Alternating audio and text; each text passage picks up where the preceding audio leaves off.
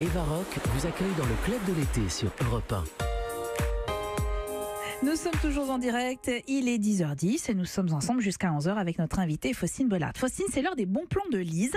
Grâce à son journal de la culture, vous allez savoir ce qui se passe en région. Et on commence avec une pas très bonne nouvelle en fait, Lise, parce que la dernière soirée du festival de Musilac a été annulée en raison d'une tempête hier soir. La 18e édition de ce festival d'Aix-les-Bains en Savoie a dû se terminer plus tôt que prévu.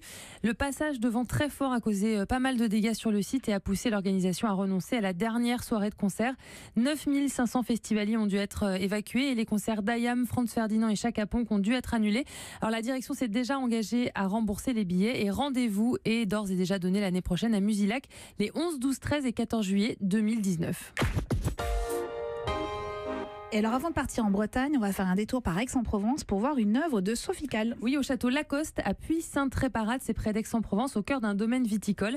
C'est sur ces terres. Vous avez vu, Olivier, il réagissait pas. Fais attention. Quand vous avez dit château Lacoste, je me suis dit tiens, c'est bizarre, Olivier Pouls réagit pas. C'est viticole qui le met la puce à l'oreille. C'est sur ces terres que Sophie Calle a installé une tombe confessionnelle. Ici reposent les secrets des promeneurs, peut-on lire sur l'épitaphe gravée dans le marbre blanc.